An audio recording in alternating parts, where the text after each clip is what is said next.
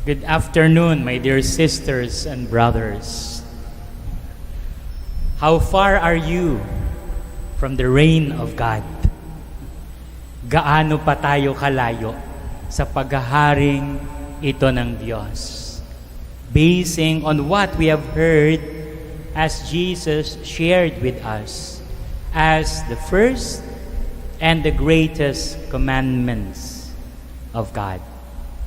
The commandment to love God with all your heart, with all your soul, with all your mind, and with all your strength, and to love your neighbor as yourself. So ngayon ay nag-uusap tayo tungkol sa pag-ibig, sa love. At siyempre, malimit sa ating trend ngayon, pag may pag-ibig, may hugot. So ngayong hapon, may hugot din ako. Hugot number 1. Buti pa ang rice. Bakit? May anli. Buti pa ang rice, may anli.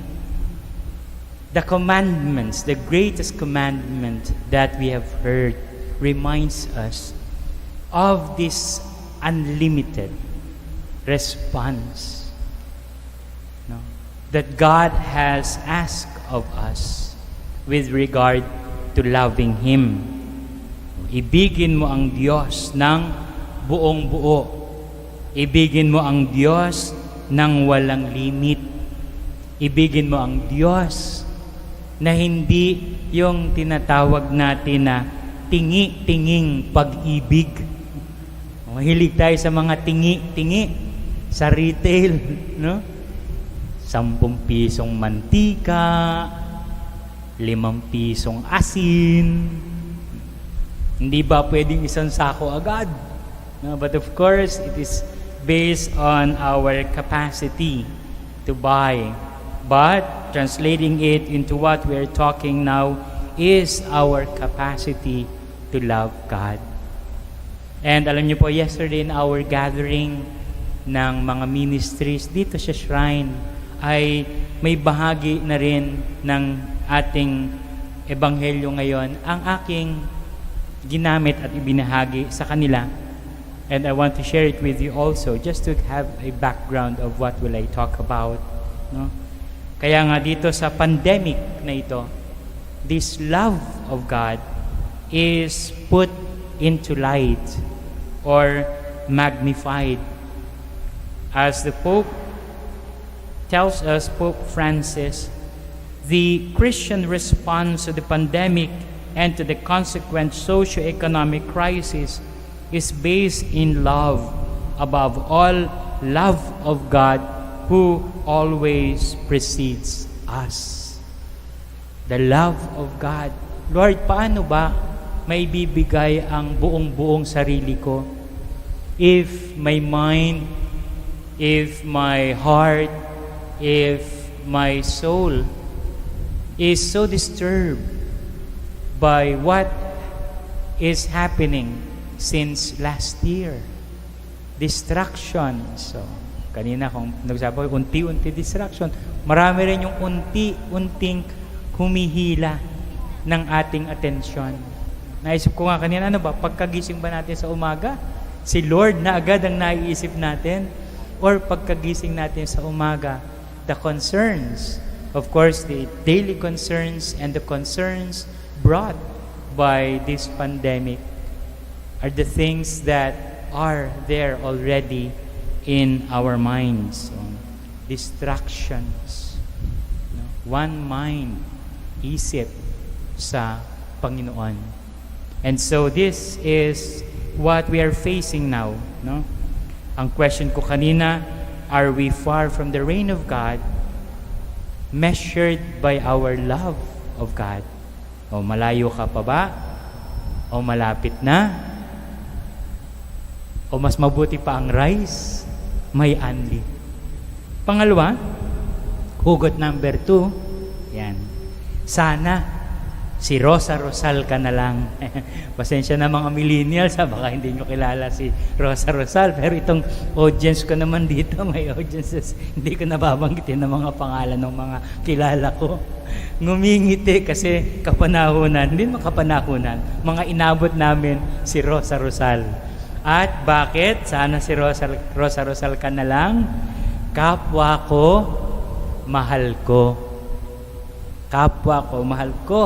That's the second point in the commandments, that as you love God, you're also asked to love your neighbor as you love yourself. O, gagamit ulit ako ng isang reflection or a words from another well-known personality sa ating simbahan, si Cardinal Tagle. Sabi ni Cardinal Tagle, during emergency, we instinctively think first of ourselves, followed by our family and the people close to us. Tama o tamang-tama? Self and those close to us. Though he claimed that, well, it is not bad at all, but he added that we should be careful so that we do not end up thinking of ourselves. And kung titingnan naman natin ang mga nangyayari sa paligid, ay lumalabas na mataas, no? Or tumataas ang level ng pagkalinga, ng pagmamahal natin sa ating kapwa, no? The time, the services that we render for others. But yun na nga, in the beginning, sabi ni Cardinal, be careful, no, that in the end, we end up thinking only of ourselves, being true to what we have heard in the gospel, in the commandment of God. He added that in an emergency, the true heart of a person also emerges. And so from an emergency that affects all people, and that is the pandemia, we hope to see a pandemic emergence of caring, compassion, and love, which I also translated into charity. O para pumasok yung tatlong C, no? Caring, compassion, and charity. Sabi niya, what we have is a pandemic that is so contagious, and so therefore let us also have a pandemic contagion of charity. Bakit nga ba hindi, no? Kung merong crisis na kinakaharap, harapin din natin ito ng karampatang pagtugon. If it is a widespread of coronavirus, then let us also have a widespread of care, of compassion, of love for our brothers and sisters. Let us have what Cardinal Tagle mentioned in his talk as an eruption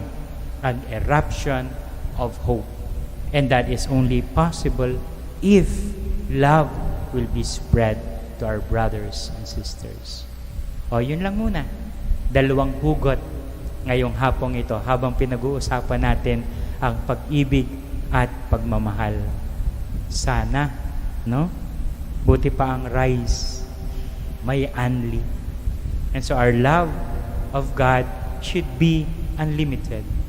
And of course, sana si Rosa Rosal ka na lang. Meaning, kapwa ko, mahal ko. At pag matugunan natin yan, Jesus will also tell us that you are not far from the reign of God. Amen.